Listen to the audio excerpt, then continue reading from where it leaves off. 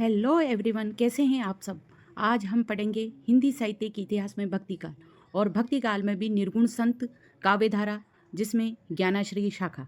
और जो इसके महत्वपूर्ण कवि अपन ने कबीरदास जी को पढ़ लिया था और रैदास जी को पढ़ लिया था। अब आज अपन पढ़ेंगे गुरु नानक देव।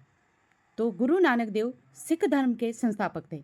इनका जन्म 1469 ईस्वी में तलवंडी में, आधुनिक पाकिस्तान पंजाब में हुआ। तलवंडी में हुआ, जो आजकल पाकिस्तान में है। इनका पारिवारिक विवरण निम्न प्रकार है। इनकी माता का नाम तृप्ता था, पिता का नाम कालूचंद था, इनकी पत्नी सुलखनी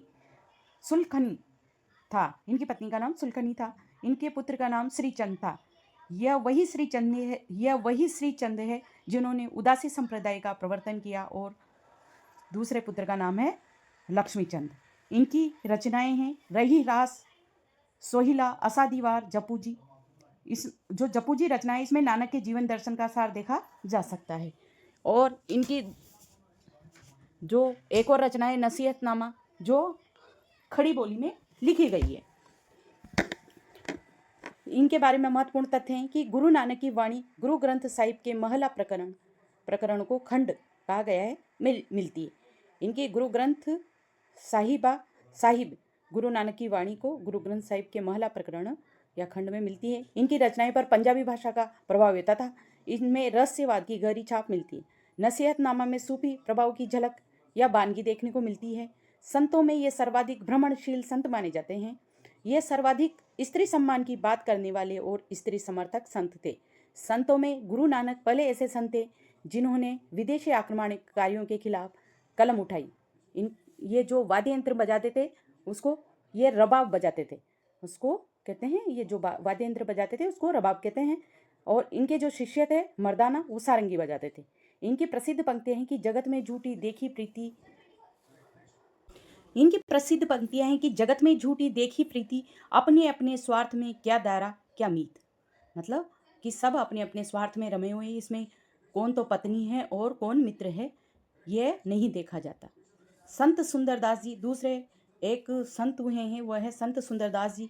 इनका जन्म 1596 ईस्वी राजस्थान के दौसा जिले में हुआ। ये इनके गुरु थे दादू दयाल जी। और दादू के 52 शिष्यों में सुंदरदास जी सबसे पढ़े लिखे और विद्वान थे।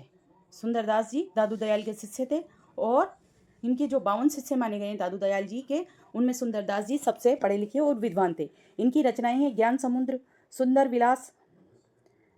इनकी रचनाओं का सुंदर ग्रंथावली नाम से संपादन हरिनारायण शर्मा ने किया है। महत्वपूर्ण तथ्य हैं, इन्हें पंडित कवि, ज्ञान शास्त्रज्ञ कवि के नाम से जाना जाता है। यह श्रृंगार और रस के घोरतम विरोधी रहे, लेकिन संत होने के बावजूद हास्य रस के प्रेमी रहे। यानी ये श्रृंगार रस के घोरतम विरोधी रहे।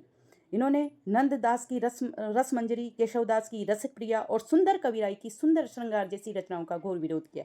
इन्होंने अपनी रचनाओं में सबसे अधिक सुंदर कवित्व व समय छंद का प्रयोग किया है। ये अकेले एक ऐसे संत थे जिनकी शिक्षा शास्त्रीय ढंग से संपन्न हुई है। कविता लिखने की परिपाटी से यह भली भांति परिचित थे। यानी यह बहुत पढ़े लिखे संत थे। आचार्य रामचंद्र शुक्ल ने सुंदरदास की कविताई की भूरी भूरी प्रशंसा की है और आचार्य शुक्ल ने इनकी भाषा शैली की भी सराहना की है। तो इनकी जो प्रसिद्ध पंक्तियां हैं वो हैं कि बोलीबो तो तब जब बोलीबो की बुद्धि होए, रीति जाने बोलीबो तो तब जब बोलीबो की बुद्धि होए। यानी बोलना तो तब है जब बोलने की शुद्ध हो या तरीका हो। पति ही सु प्रेम होए, पति ही सु नेम होए।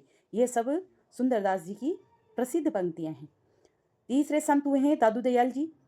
तो दादू दयाल जी की जन्मभूमि या इनका जन्म 1544 ईस्वी में गुजरात के अहमदाबाद में हुआ और ये दुनिया जाति के माने जाते हैं। इनकी कर्मस्थली राजस्थान रही और इन्हें राजस्थान का कबीर भी कहा जाता है। इनका देहांत 1603 ईस्वी में हुआ। इनकी मुख्य पीठ 1601 में ईस्वी में नरेना यानी नारायणा भरैना की पहाड़ियों में है। वहीं उसे ही दादू पंथ या दादू पीठ कहते हैं। संप्रदाय के नाम हैं इनके, दादू दयाल के संप्रदाय के नाम है निरपरख संप्रदाय, निफरख संप्रदाय या परब्रह्म संप्रदाय। इनके शिष्य और संपादनकार हैं। इनके 52 शिष्य हैं जिनमें सुंदरदास प्रिय शिष्य थे। शिष्य संत दास और जगन्नाथ दास ने इनकी रचनाओं का संपादन हरडे वाणी के नाम से किया। और संत रज्जब भी दादू दयाल के शिष्य थे, जिन्होंने दादू दयाल की रचनाओं का संपादन अंगवधु के नाम से किया। अंगवधु में विवेच्य हैं दादू दयाल। दादू परंपरा के अन्य कथन निम्न प्रकार हैं कि इनकी अन्य रचनाएं हैं कायावेली है, अन्य रचना कायावेली है। बंगाल का बाउल संप्रदाय दादू दयाल की परंपरा में ही आता है। नोट्स में मोहम्मद बोध कबीर का भी, जो मोहम्मद बोध है उसमें कबीर का भी उल्लेख मिलता है। दादू पंथ में सत्संग स्थलों को अलग दरीबा कहा जाता था।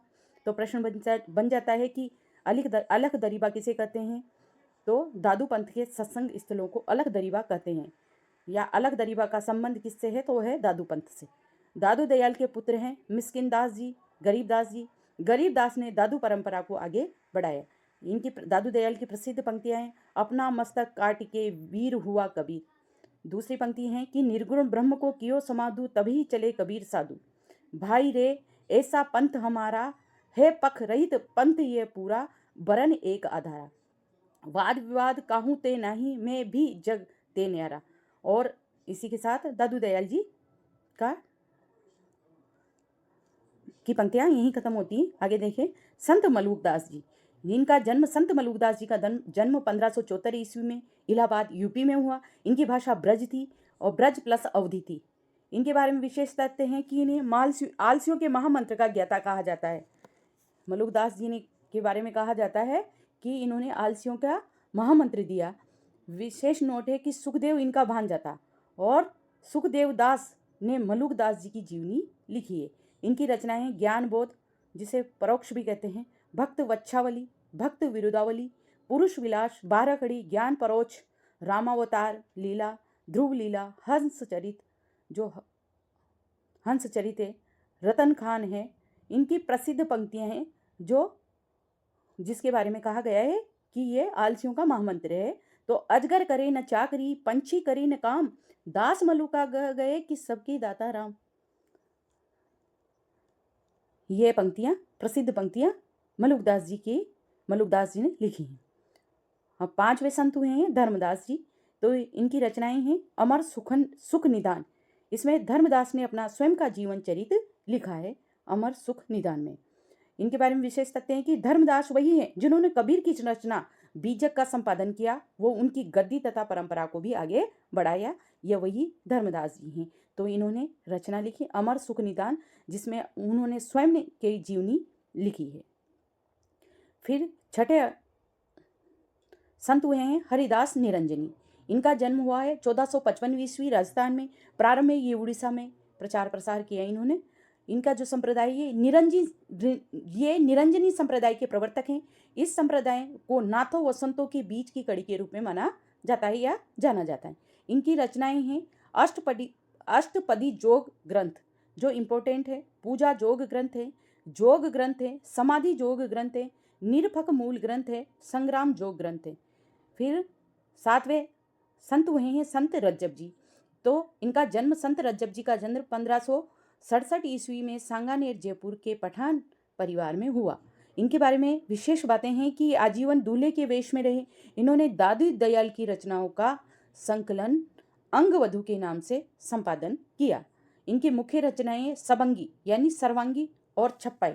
इनके चर्चित छंद या पंक्तियां हैं कि वेद सुवाणी कूप जल, दुख सु प्राप्ति होए, सबद साखी सरवर सलील, सुख पीवे सब कोई। यह सृष्टि वेद है, संसार कुरान है। दरिया साहब हुए हैं, एक संत हुए हैं दरिया साहब, बिहार वाले दरिया साहब, जिन 1674 ईस्वी माना गया है उनका जन्म। इन्हें दूसरा कबीर या कबीरदास जी का अवतार कहा जाता है। इनकी रचनाएं हैं दरिया सागर और ज्ञान दीपक। मारवाड़ वाले जो दरिया साहब है उनका जन्म हुआ है 1676 ईस्वी। इन्हें दादू दयाल का दूसरा अवतार कहा जाता है। तो याद रखें कि बिहार वाले दरिया साहब को तो कबीरदास जी का दूसरा अवतार कहा जाता है, और जो मारवाड़ वाले दरिया साहब है उनको दादू दयाल का दूसरा अवतार कहा जाता है। और जो दरिया साहब हैं बिहार वाले, इनका जन्म 1674 ईस्वी में हुआ, और जो मारवाड़ वाले दरिया साहब हैं उनका जन्म 1676 ईस्वी में हुआ। तो इसको क्लियर रखें। चरणदास, फिर एक और संत हुए हैं कि चरणदास जी। तो इनको जगजीवन दास या लालदास, चरण दास, जगजीवन दास एवं लालदास। तो चरण दास जी के बारे में जानेंगे कि इनका जन्म 1703 ईस्वी के राजस्थान के अलवर के डेहरा गांव में हुआ। इनकी रचनाएं हैं धर्म जिहाज। इनकी जो शिष्याएं हैं वो हैं दयाबाई और सहजोबाई। इनकी दो शिष्याएं हैं दयाबाई और सहजोबाई। ये यूपी की रीतिकालीन निर्गुण संत की कवित्री हैं सहजोबाई। दयाबाई की रचनाएं हैं दयाबोध, विनय मालिका, और सहजोबाई की रचनाएं हैं सहज प्रकाश। और जो जगजीवन दास हैं इनका जन्म 1670 ईस्वी में यूपी के बाराबंकी में, ये सनातनी संप्रदाय के प्रवर्तक हैं। और जो लालदास जी हैं इनका जन्म 1643 ईस्वी में अलवर के धौलीदूब में हुआ और ये अलवर के प्रसिद्ध संत हैं। फिर गुरु अर्जुन देव जी हैं, ये सिखों के 5वें गुरु हैं। इनका जन्म 1563 ईस्वी में और देहांत 1606 में हुआ। इनके महत्वपूर्ण कार्य है कि इन्होंने गुरु ग्रंथ साहिब का संकलन और संपादन किया। इसमें इनके 6000 पद मिलते हैं गुरु अर्जुन देव के गुरु ग्रंथ साहिब में। इनकी रचनाएं हैं 52 अखरी, सुखमणि और 12 मासा। फिर है 11वें संत हैं गुरु गोविंद सिंह जी। तो सिखों के ये 10वें और अंतिम गुरु हैं। गुरु अर्जुन देव जी 5वें हैं, गुरु नानक जी पहले हैं और 11वें हैं गुरु गोविंद सिंह जी। तो ये सिखों के 10वें और अंतिम गुरु हैं। इनका जन्म 1664 ईस्वी में पटना के पास हुआ।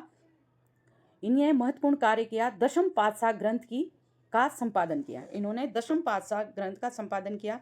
1699 ईस्वी में खालसा पंथ की इन्होंने स्थापना करी।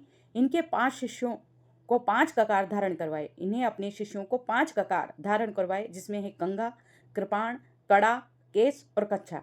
इनकी रचनाएं हैं जफरनामा, जिसमें औरंगजेब की काली करतूतों का कच्चा चिट्ठा लिखा गया है।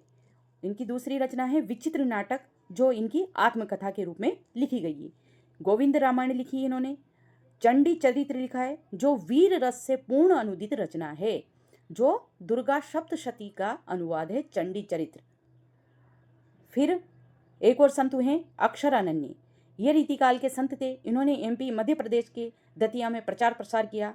इनकी जो रचनाएं हैं वो ध्यान योग, विज्ञान योग, ध्यान योग, विज्ञान योग, ज्ञान योग, अनन्य प्रकाश, सिद्धांत बोध और विवेक दीपिका। फिर एक और संत हैं प्राणनाथ जी, जिनका जन्म गुजरात के जामनगर में हुआ। इनकी कर्मस्थली बुंदेलखंड है और इनका संप्रदाय है प्रणामी या धामी संप्रदाय के ये प्रवर्तक हैं। ये राजा छत्रसाल के दीक्षा गुरु हैं। इनकी प्रसिद्ध रचना है कयामत नामा।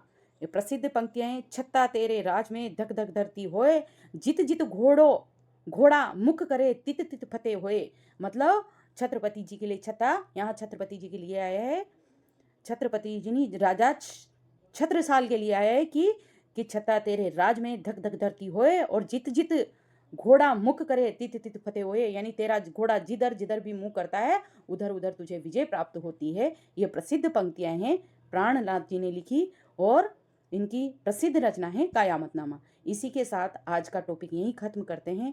अगर आपको ये जानकारी, ये वीडियो अच्छा लगा हो तो चैनल को सब्सक्राइब करें, लाइक करें, शेयर करें और कमेंट करें और चैनल को आगे बढ़ाएं। और इसी प्रकार से आपको पूरी आरपीएस की फर्स्ट ग्रेड, सेकंड ग्रेड और अन्य प्रतियोगी परीक्षाएं जैसे पीजीटी, टीजीटी आदि में जो हिंदी साहित्य का इतिहास होता है वो बहुत ही सारगर्भित रूप से आपको पढ़ाया जाएगा। तो आप बने रहें हमारे चैनल के साथ। तब तक के लिए नमस्कार।